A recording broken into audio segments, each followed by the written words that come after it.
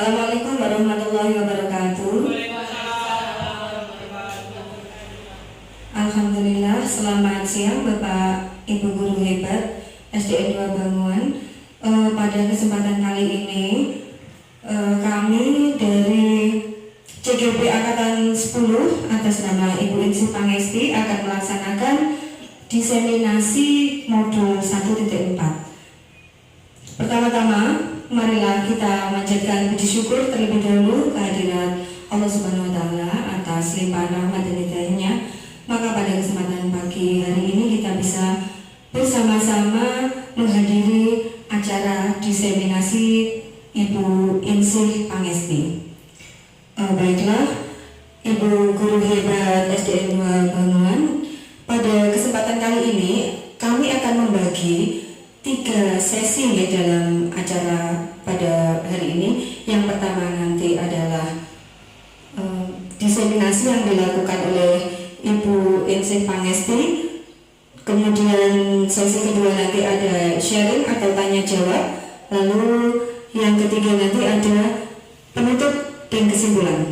Nah, untuk mempersingkat waktu, pada sesi pertama akan kita buka bersama-sama, yaitu diseminasi oleh Ibu Insih Pangesti SPD. Waktu dan tempat kami silahkan. Monggo Bu.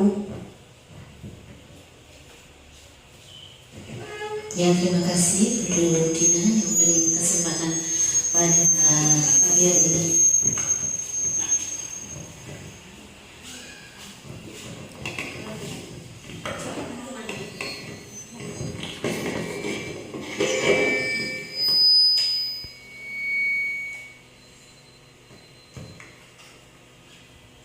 Hari ini kita dapat bersama di sini dalam kesempatan saya, yaitu CGP Angkatan 10 yang berada di Lembaga SD Negeri 2 Banguan, akan menyampaikan diseminasi menyebarkan pemahaman dan pengalaman penerapan budaya positif di lembaga kita, yaitu di SD Negeri 2 Banguan. Terima kasih atas waktu dan terima kasih atas dukungan dari penjenengan selaku teman-teman lembaga SD Negeri 2 Banguan. Di lembaga kita ini penerapan budaya positif yang kita lakukan sebenarnya sudah banyak. Dan di sini saya menganut dari tujuan pendidikan yang disampaikan oleh Ki Hajar Dewantoro. Menurut Ki Hajar Dewantoro, tujuan pendidikan adalah menuntun segala kodrat yang ada pada anak-anak agar mereka dapat mencapai keselamatan dan kebahagiaan yang setinggi-tingginya, baik sebagaimana manusia maupun sebagai anggota masyarakat. Oleh sebab itu, mendidik itu hanya dapat menuntun tumbuh ataupun hidupnya kekuatan kodrat yang ada pada anak-anak agar dapat memperbaiki tingkah lakunya, bukan dasarnya, hidupnya, tumbuhnya sebagai kekuatan kodrat anak. Naik.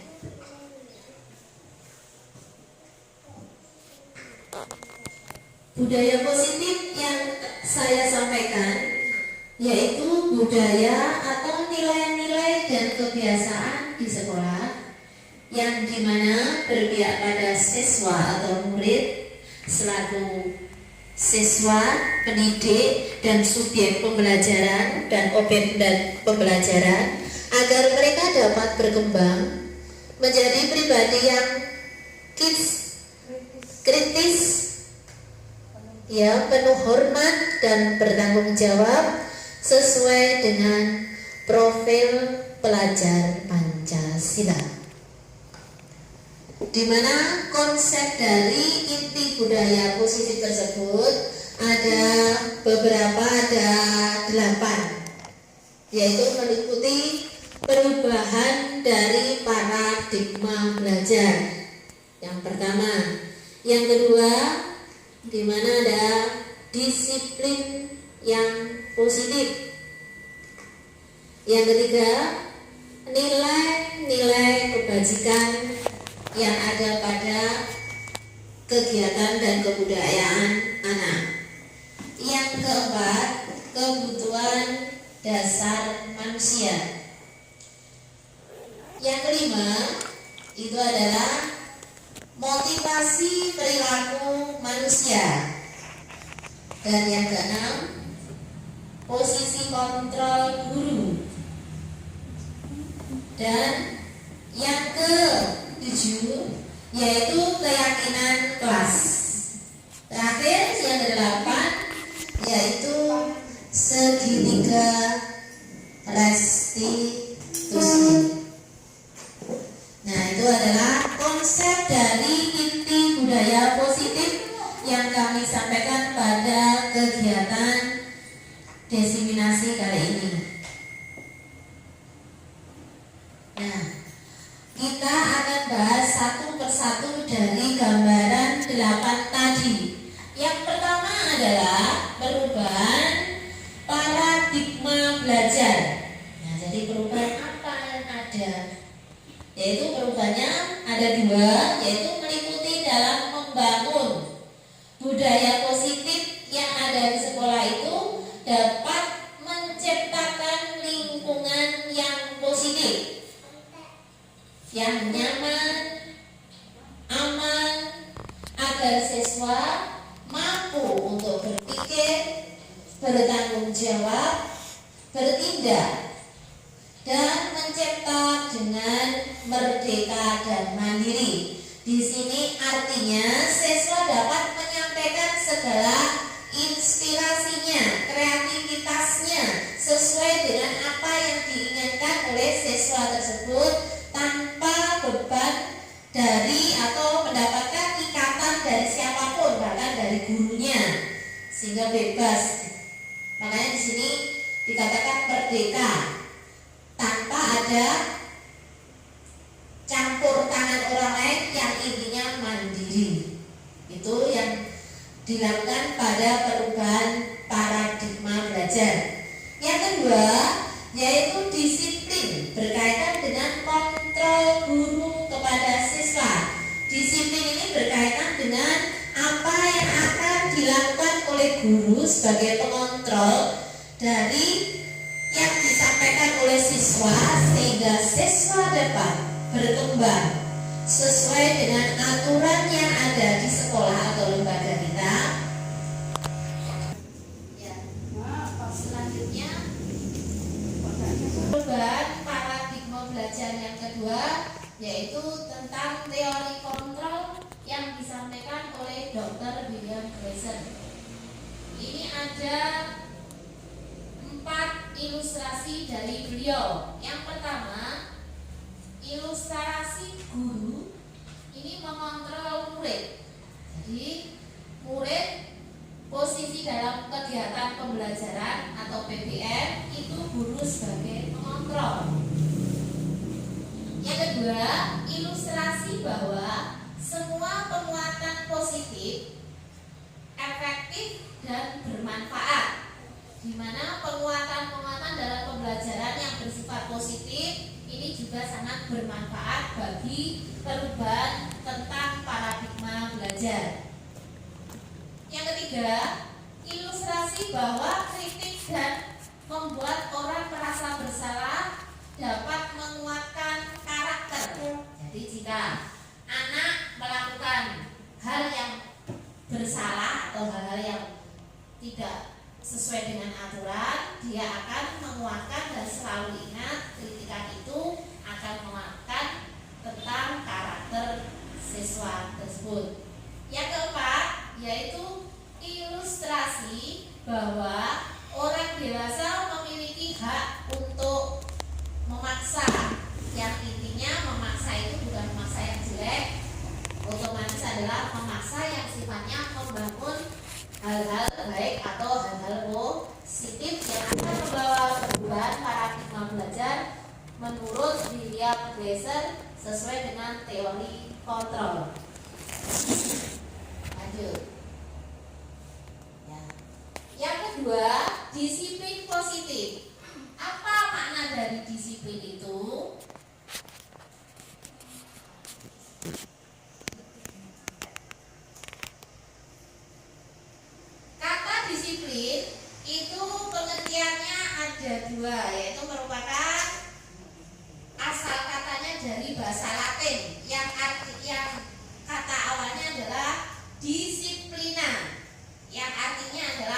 belajar, di mana disiplin ini mengacu pada disiplin diri yang memiliki tanggung jawab terhadap apa yang dilakukannya berdasarkan nilai-nilai yang diyakini.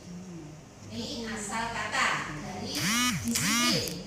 Sedangkan arti seluruhnya tentang disiplin positif ini adalah merupakan salah satu cara penerapan disiplin yang tujuannya untuk menumbuhkan kesadaran serta memberdayakan peserta didik tanpa imbalan penghargaan atau reward, ancaman atau hukuman.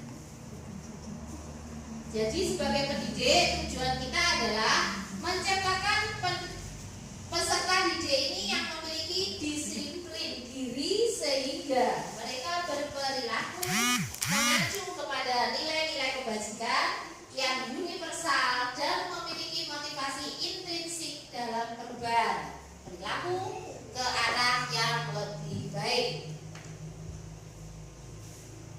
Ya, yang ketiga yaitu nilai-nilai kebajikan. Nilai-nilai kebajikan yang pertama adalah sifat-sifat positif manusia yang merupakan tujuan mulia yang ingin dicapai setiap individu, seperti yang telah dikemukakan oleh Dr. William Glasser pada teori kontrol tahun 1984, menyatakan bahwa setiap perbuatan memiliki suatu tujuan, dan selanjutnya di Dawson tahun 1998 mengemukakan bahwa mengaitkan nilai-nilai kebajikan yang diyakini seseorang ini maka akan memotivasi intrinsiknya akan terbangun sehingga menggerakkan motivasi dari dalam untuk dapat mencapai tujuan mulia yang diinginkan. Nah, di sini nilai-nilai kebajikan tercantum pada profil pelajar Pancasila. Ada 6. Di situ ada beriman dan bertakwa kepada Tuhan Yang Maha Esa dan berakhlak mulia. Yang kedua, berbineka tunggal ika. Yang ketiga, bergotong royong.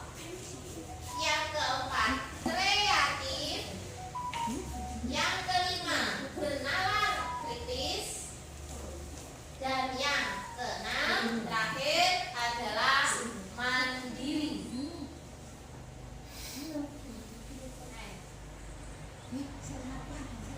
Yang keempat yaitu tentang kebutuhan dasar manusia. Kebutuhan dasar manusia adalah segala sesuatu yang kita lakukan untuk mendapatkan apa yang kita inginkan. Dan seluruh tindakan yang kita lakukan ini memiliki tujuan tertentu. Dan semua usaha yang terbaik yang telah kita lakukan adalah dalam rangka agar kebutuhan dasar yang kita terpenuhi dengan baik. 5 kebutuhan dasar manusia. Manusia memiliki kebutuhan dasar, di mana yaitu 1 tentang kebutuhan hidup.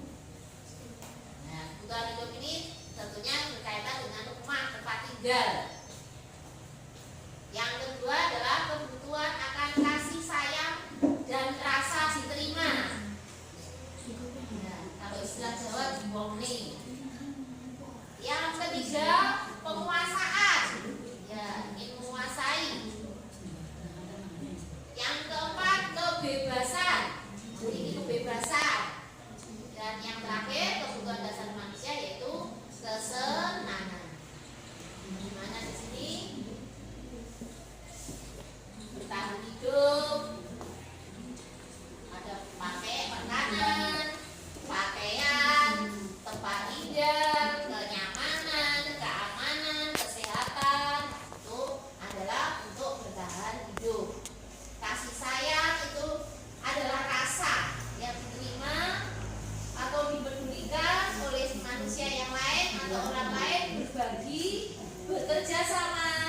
menjadi bagian dalam satu kelompok. Penguasaan atau harga diri, keinginan untuk dianggap, memimpin, berprestasi, diakui dalam kelompoknya. Itu adalah tentang penguasaan. Kebebasan, ini adalah tentang kemandirian, memiliki pilihan, mencoba hal baru, dan mampu mengendalikan arah dirinya. Dan yang terakhir yaitu yang kebutuhan yang kelima, kesenangan, bermain, humor, antusiasme,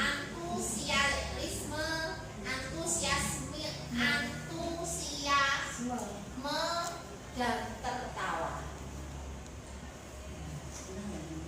Nah, di sini ada kasus. Di sini ada sekolah kita, ada Bu Siha di sini. Ibu Siha ini adalah guru kelas 3 di SD Negeri 2 Banguan yang bingung menghadapi ulah salah satu murid di kelas, namanya Tike. Dan beberapa anak telah datang dan mengeluh. Tike ini seringkali meminta bekal makanan siang mereka dengan paksa. Jika Anda menghadapi situasi seperti itu, seperti Bu Siha, kemungkinan ini Bu Siha jengkel, ini sudah balik. Kok tetap seperti itu? Apa yang akan Anda lakukan? Dan menurut Anda, kira-kira apa alasan Tike ini melakukan hal seperti itu? Dalam konteks penerapan disiplin positif, Ibu Siha ini sebaiknya mencari tahu alasan Tike melakukan tindakan tersebut agar mengetahui kebutuhan mana yang sedang berusaha dipenuhi oleh Tike.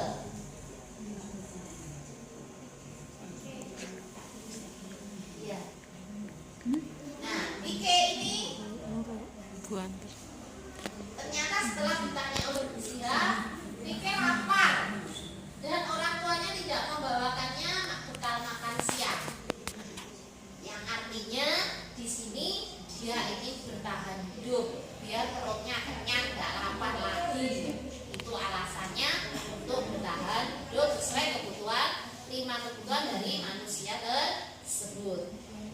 Dan lagi dari alasan Tike, teman Tike ini jadi perhatian Tike. Nah, Tike memperhatikan temannya, membawa bekal itu dilihat terus. Kalau bahasa Jawanya mele, enak-enak mele. Nah, ini adalah kasih sayang dan rasa diterima. Tike berarti ini seperti yang membawa makanan memiliki tujuan, yaitu teori motivasi perilaku manusia.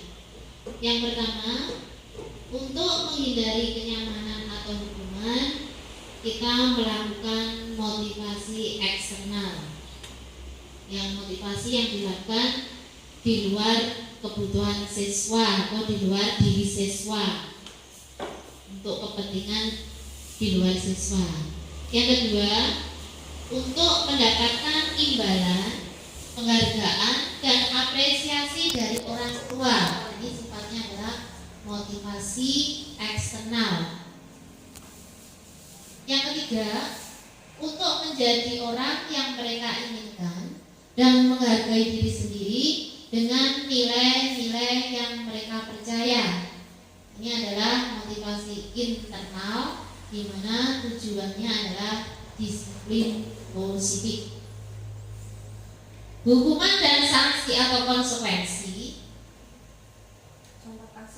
Contoh ini ya, Alif kurang menguasai pelajaran PJOK, sehingga pada saat pelajaran tersebut langsung Zahira lebih memilih berdiam diri atau menggambar buku pelajarannya. Pada saat ini menanyakan pertanyaan kepada Alif, Alif menjadi gugup. Sengaja menjatuhkan tasnya dari kursi serta tiba-tiba menjadi gagap. Dan pada saat berupaya menjawab, seluruh kelas pun tertawa melihat perilaku Alif yang yang bicaranya tergagap dan terkejut. WC pada saat itu membiarkan teman-teman Alif menertawakan Alif yang tergagap dan malunya luar biasa. Dan malahan Alif minta untuk maju ke depan. Saat Bu WC minta Alif maju ke depan dan berdiri melihat Alif di depan kelas memegang ujung hidungnya. Di depan kelas sambil menunjuk hidungnya karena tidak bisa menjawab pertanyaan dari WC, kelas makin gaduh dan anak-anak pun tertawa. Nah, pertanyaannya, apakah Anda setuju dengan tindakan Bu WC terhadap Alif? Mengapa? Dan menurut Anda tindakan Bu WC terhadap Alif itu adalah sebuah hukuman atau konsekuensi? Yang pertama saya tanyakan ke penjenengan, setujukah penjenengan dengan tindakan Bu WC terhadap Alif? Bisa.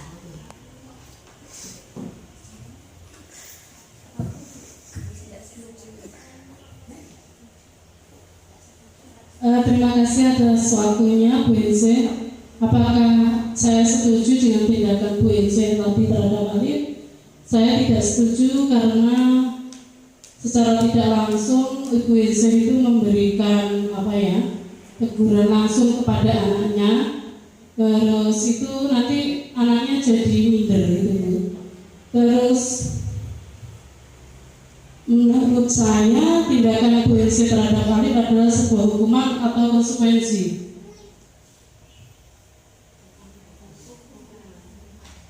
Itu adalah hukuman. Mengapa? Ya seperti saya jelaskan tadi bahwa seorang guru itu tidak boleh memberikan hukuman kepada peserta didik. Apapun yang ada di anak itu adalah naluri anak itu sendiri. Kita sebagai guru hanya bisa memberikan bimbingan dan arahan supaya tidak terjadi seperti itu lagi. Terima kasih Bu. Ya, terima kasih Bu Lisa. Itu jawaban dari penjenengan ya. Tidak setuju dengan apa yang dilakukan oleh Bu Ence terhadap Alif karena itu adalah bersifat menghukum atau memberi efek trauma pada anak.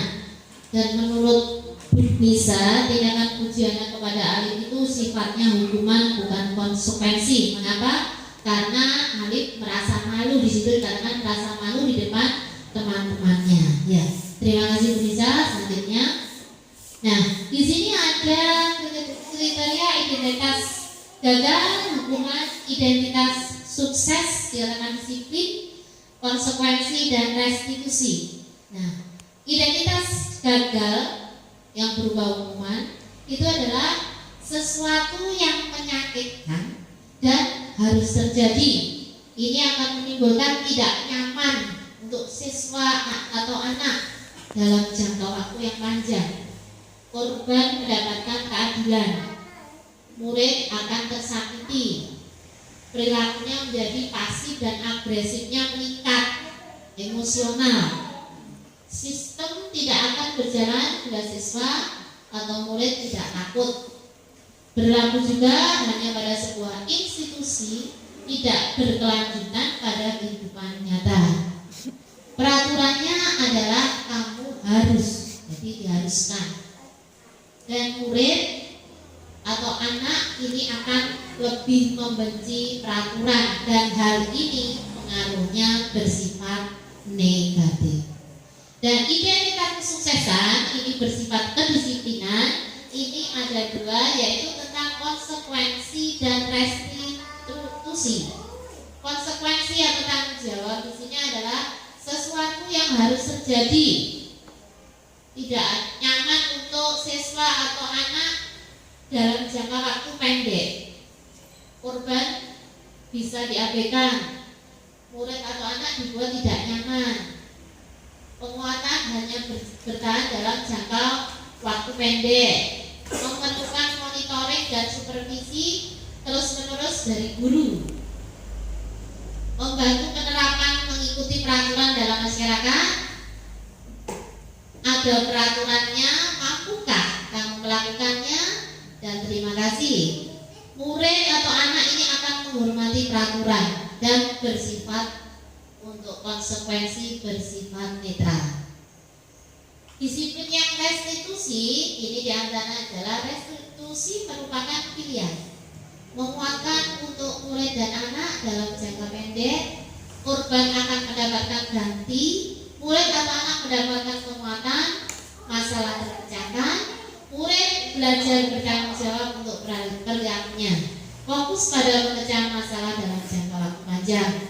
Apa yang kamu yakini? Pertanyaannya, apa yang kamu lakukan untuk memperbaiki masalah ini? Dan murid atau anak akan menghormati dirinya dan orang lain, dan hal ini bersifat positif. Dari hal tersebut sehingga dapat kita lakukan di mana yang baik, apa di konsekuensi atau restitusi, kita akan menyesuaikan pada kasus yang kita laksanakan, yaitu tentang hukuman dan sanksi atau konsekuensi. Ya, mari kita bedakan apakah ini hukuman atau konsekuensi. Coba yang pertama, kita sebagai guru ini melakukan kegiatan ke siswa, itu contoh lari mengelilingi lapangan basket 2 kali karena terlambat hadir ke sekolah. Ini hukuman atau konsekuensi? Hukuman, ya betul sekali, hukuman. Yang kedua, membersihkan coretan yang dibuatnya di meja tulis. Iya, konsekuensi. Nah, tadi kalau lari kok mengelilingi, ini sifatnya akan menimbulkan siswa jera, trauma. Ya, kalau membersihkan coretan yang dibuatnya di meja tulis, akibatnya kan mejanya menjadi bagus atau bersih. Nah, sehingga ini bersifat konsekuensi. Yang ketiga, murid diminta untuk push up 15 kali karena tidak menggunakan masker di sekolah. Push up itu kan berarti fisik ya. Ini berarti bersifat hukuman ya. Terus menggantikan kertas tugas teman yang telah dicoret-coret. Konsekuensi ya, ini positif, ini hasilnya akan membangun siswa. Berjemur di lapangan basket pukul 12 siang karena ngobrol dengan teman. Hukuman ya, ini efek trauma nanti. Murid diminta telanjang kaki sepanjang hari karena tidak menggunakan sepatu warna hitam sesuai peraturan sekolah. Hukuman juga. Yang terakhir, berdiri di depan kelas sambil mengangkat kaki satu karena tidak bisa menjawab pertanyaan. Hukuman juga ya. Terima kasih, lanjut. Ya, di situ ada jawaban. Kita cocokkan sesuai ya. Iya, terima kasih.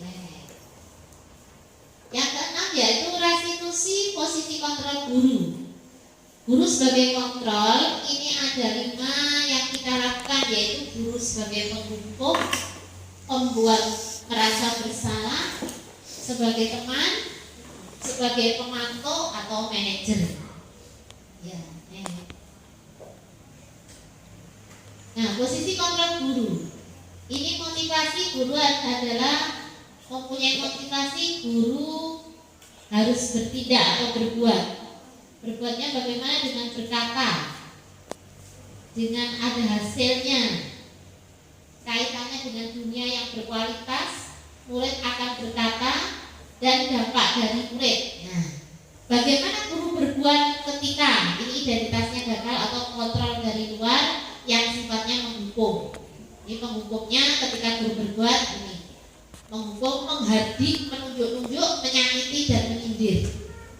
Nah, jika kita menghukum siswa seperti itu, menghardik, menunjuk, menyakiti, menyindir, dan membuat orang merasa bersalah, ini berceramah dan mengatakan seharusnya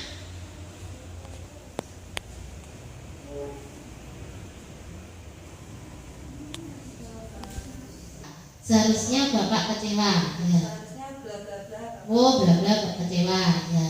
Terus guru berkata, kalau kamu tidak melakukannya, awas ya, rasakan beberapa hukuman. Perkataannya guru seperti itu. Kamu seharusnya sudah tahu, ibu lelah sekali mengatakan, ibu stres. Dan hasil memberontak, menyalahkan orang lain, berbohong, menyembunyikan, menyangkal dan berbohong, Murid meletakkan guru di luar dunia berkualitas, murid meletakkan guru di dalam dunia berkualitas. Biarkan saja, nanti marah-marah lagi, maafkan saya, dan mengulang kesalahan dan akhirnya merasa rendah diri. Sebagai identitas penghasil atau sukses kontrol dari luar, ini mengharapkan imbalan atau ketergantungan pada orang tua. Dari teman, ini akan membuatkan alasan-alasan untuk muridnya, dan sebagai pemantau menghitung dan menegur. Ayo, lakukan demi ibu, masa kamu tidak mau? Ingat, ibu bapak sudah pernah bantu. Apa peraturannya? Ketergantungan dan menyesuaikan diri bila diawasi. Murid ini akan meletakkan guru sebagai orang yang paling penting di dunia yang berkualitas, dan murid meletakkan guru peraturan dan hukum di dunia berkualitas. Perkataan murid, saya pikir bapak ibu teman saya ternyata begitu. Berapa banyak bintang yang saya harus peroleh, berapa halaman yang harus saya tulis. Dampak dari murid lemah, tidak mandiri, dan tergantung, menitik beratkan pada sanksi atau hadiah untuk dirinya.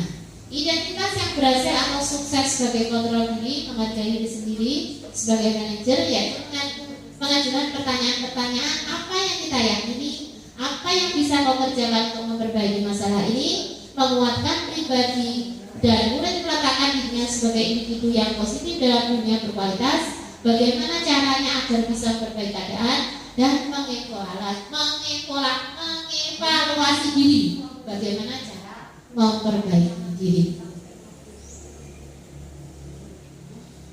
Posisi kontrol guru ini ada dua, yaitu pertanyaan kalimat siapa yang mengatakan. Nah, pertanyaannya, saya kecewa sekali dengan kamu.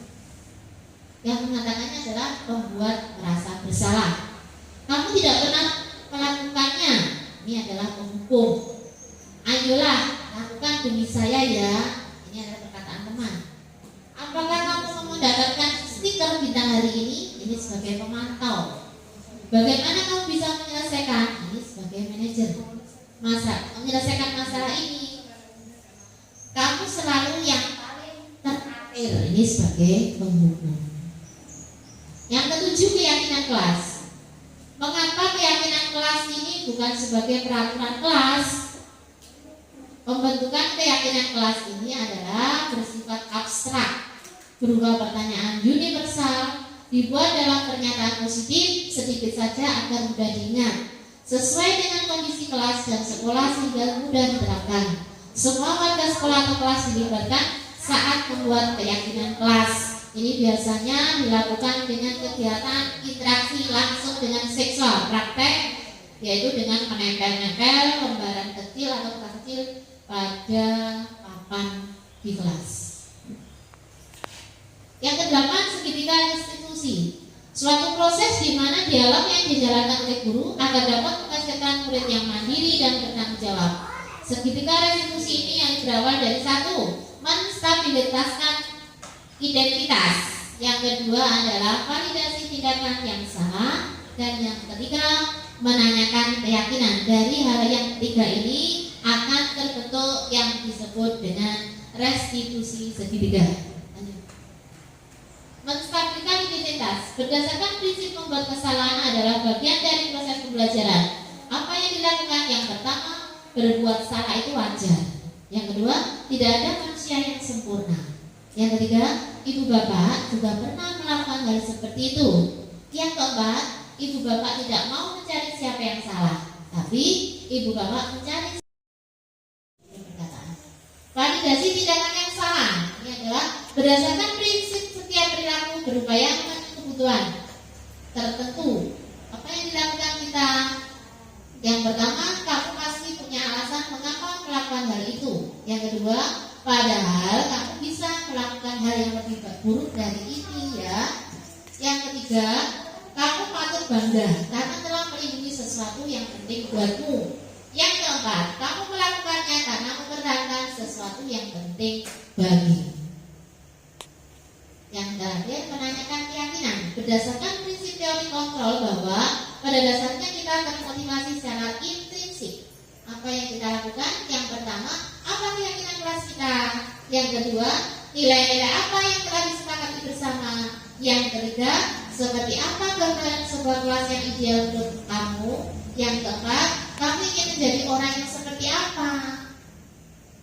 Ya, penutup. Dari penerapan program disiplin positif, hendaknya guru memiliki standar kepribadian profesional dan sosial yang baik, di mana guru mampu merefleksi dirinya dalam posisi kontrol saat ini, bagaimana menjalani dirinya sebagai admin atau manajer yang menuntut murid-muridnya menjadi insan yang mandiri, merdeka, dan bertanggung jawab.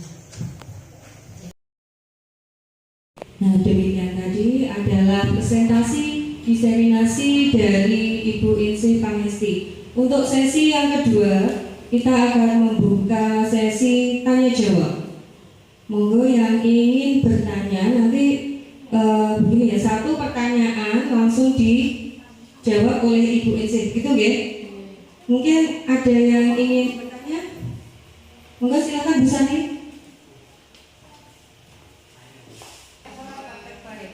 Ya. Terima kasih Bu Inse.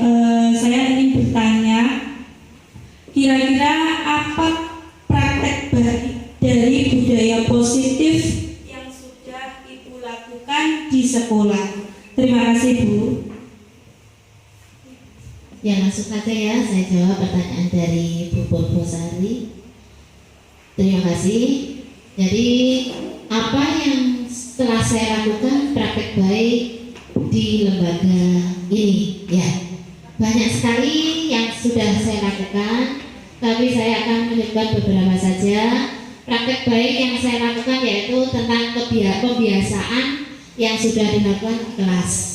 Seperti awal sebelum masuk ke kelas, anak bertemu bapak ibu guru pasti salim. Itu yang pertama. Yang kedua, sebelum masuk ke kelas dengan kebiasaan berbaris di depan kelas. Ya itu. Setelah berbaris, sebelum pelajaran dimulai, melakukan kegiatan berdoa, hormat kepada bendera dan hormat kepada bapak ibu guru. Dan yang terakhir, setelah selesai pembelajaran, yaitu berdoa dan saling kepada bapak ibu guru. Dan ketika pembelajaran itu dilakukan atau melakukan hal yang baik seperti yang sudah dilakukan di lembaga yang lain atau sekolah yang lain, yaitu dengan pembiasaan 5S, yaitu senyum, sapa, salam, sopan, dan santun. Yaitu itu Bu yang kita kerjakan ya setiap hari. Dan ada pembiasaan yang lain yang dilakukan oleh ibu guru agama, ibu guru kelas, ibu guru PJOK, atau ibu guru kelas yang lain yang baik dan dipraktekkan di kelasnya dan di luar kelasnya. Terima kasih. Terima kasih atas jawabannya. Bagaimana Bu Sari, sudah puas apa belum? Alhamdulillah. Mungkin ada pertanyaan yang kedua. Oke, silakan.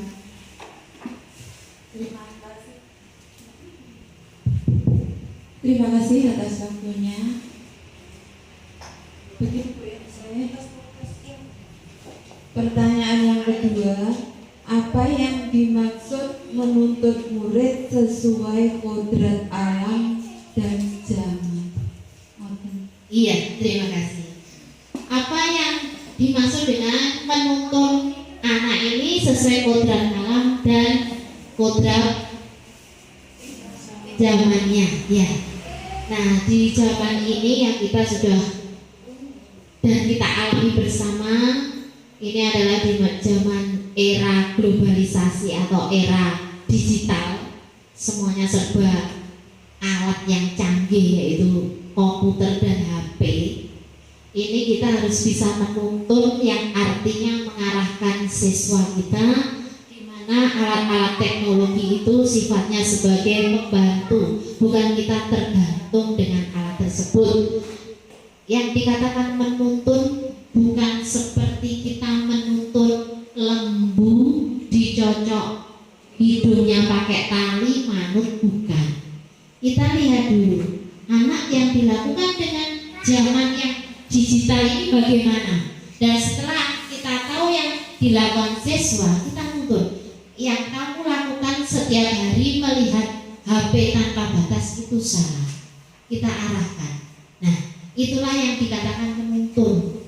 Bukan seperti manut, ayo butuh manut berburu. Tidak, seperti itu ya. Artinya menuntun sebagai kodratnya sebagai siswa harus ikuti peraturan sebagai siswa, di mana tugasnya siswa adalah belajar dan membantu orang tua, dan di sekolah harus mematuhi peraturan yang ada di sekolah. Itu saja yang saya sampaikan. Ada kekurangannya, saya mohon maaf. Ya, terima kasih. Bagaimana Bu Deni, sudah siap? Ya, Alhamdulillah. Ya, itu tadi tentang kodrat alam dan kodrat zaman anak. Mungkin ada lagi ibu yang akan bertanya. Monggo silakan Bu. Terima kasih Bu Dina. Begitu Bu Ese, saya mau bertanya, apa yang dimaksud posisi kontrol guru dalam restitusi? terima kasih Bu Ida. Ya, posisi kontrol yang dilakukan oleh guru itu maksudnya bagaimana? Adalah kalimat apa yang kita katakan ke siswa itu adalah kita, misalkan kita harus pertanyaan, ya ini pertanyaannya atau kata yang harus kita sampaikan ke siswa. Saya kecewa sekali dengan kamu. Ini kita sebagai penghubung kita adalah pertanyaannya yang kita sampaikan ke siswa. Nah, kamu tidak pernah melakukannya. Ini sebagai penghubung. Misalkan kalimatnya yang kita utarakan ke siswa seperti itu. Jika kita sebagai pembuat merasa bersalah, yang kita katakan adalah saya kecewa sekali dengan kamu. Itu. Sebagai teman, kalimatnya adalah ayo lakukan demi saya. Itu adalah sebagai teman. Sebagai pemantau, apakah kamu mau mendapatkan stiker bintang hari ini? Pemantau. Dan sebagai manajer adalah bagaimana kamu bisa menyelesaikan masalah ini sebagai manajer. Nah, itu sekiranya contoh-contoh pertanyaan yang kita sampaikan ke siswa sebagai kontrol guru, ini sesuai posisinya sebagai penghukum, pembuat merasa bersalah, teman, pemantau, dan manajer. Itu ya Bu Ida? Ya. Ya, bagaimana Bu Ida, sudah puas? Nah, ya, tadi sudah disinggung ini dalam presentasi Bu Ilse tadi bahwa ada 5 posisi kontrol guru.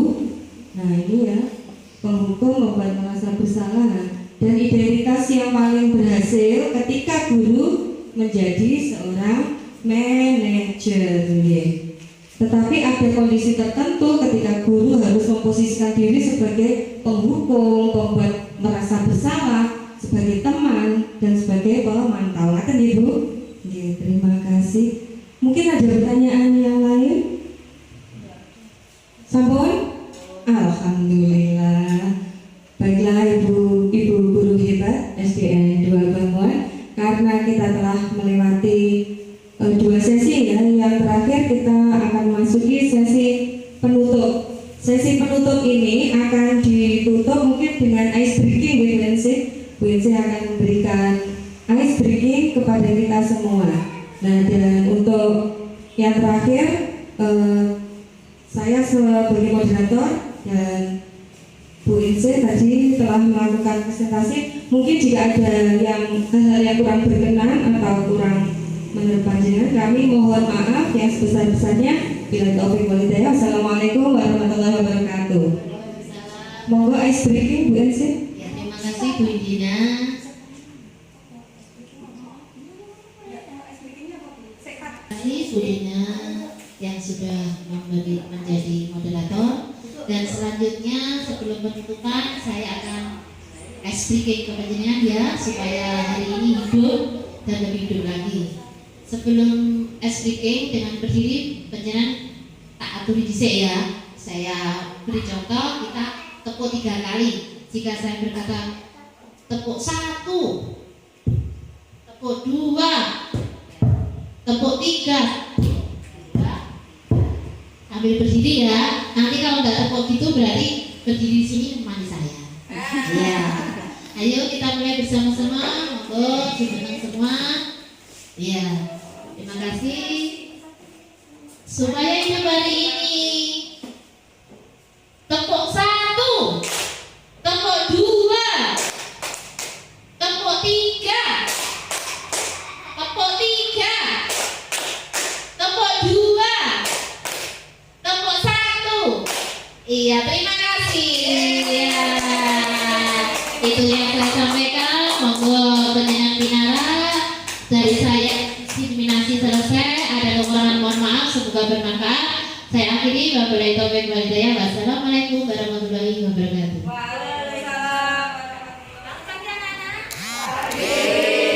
Hari ini sebelum ke pelajaran, guru akan membuat 2 arti dari yang pertama yaitu keyakinan kelas.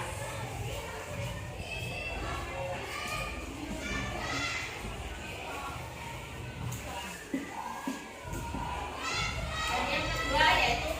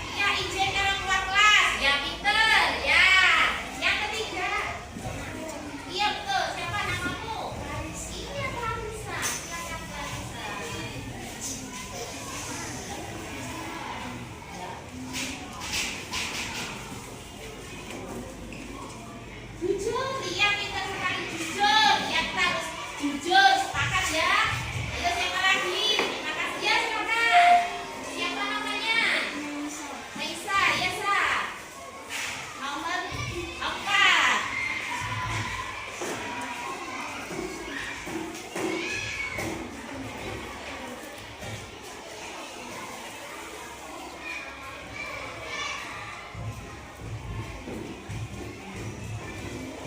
Belajar dengan bahagia, yang betul sekali. Ya.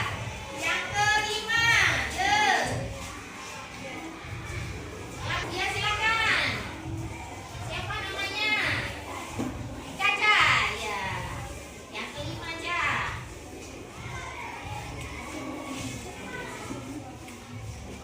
Tiket kelas, ya melaksanakan tiket kelas yang sudah ditunjuk dibagi oleh kelompok bersama-sama. Yuk, yang keenam. Yang keenam. Ya, silakan. Siapa namanya? Vanessa.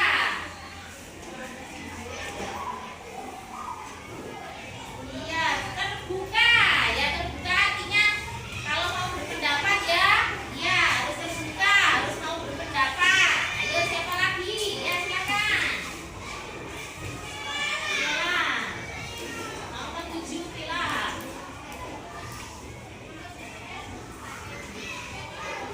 Saling menghargai, ya saling menghargai. Jika ada teman yang berpendapat, kita harus mendengarkan. Jika ada teman yang mau menjawab, kita harus menunggu jawabannya. Ya, pinter. Yang ke-8. Ayo. Diva, ayo Diva, silakan. Bapak. Iya. Nomor 8.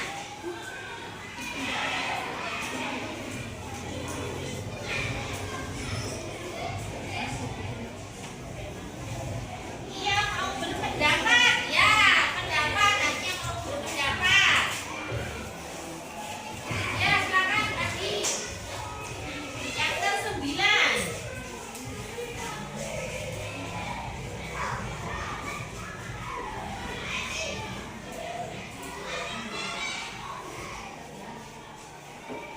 Melaksanakan tiket kelas dengan baik. Iya, betul sekali. Ya, Peter. Ya, ini terakhir ke-10.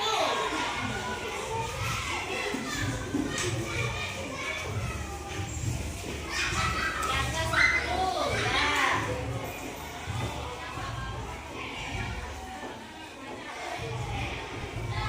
Menjaga kebersihan. Iya, sekali. Nah, di sini ada keyakinan kelas. Kita bersepakat bersama-sama. Coba kita lihat satu persatu. Dapat tempat waktu di atas. Ini sepakat nggak kita? Nah, yang sepakat berarti menjadi keyakinan kelas ya. Terus yang kedua, izin kalau keluar kelas. Sepakat nggak? Sepakat, betul. Jadi tidak seperti apa titik masuk uang yo. Kudu nggak ada permisi ya kalau ayam ya. Permisi ketuk pintu dulu 3 kali. Kalau mau keluar juga, Bu, saya ke belakang. Pamit ya. Kalau Bu Guru sudah mengatakan memberi izin ya, silakan baru keluar. Yang ketiga, jujur. Jujur artinya kita harus sesuai dengan apa yang kita katakan, jujur ya. Sepakat ya. Yang keempat, belajar dengan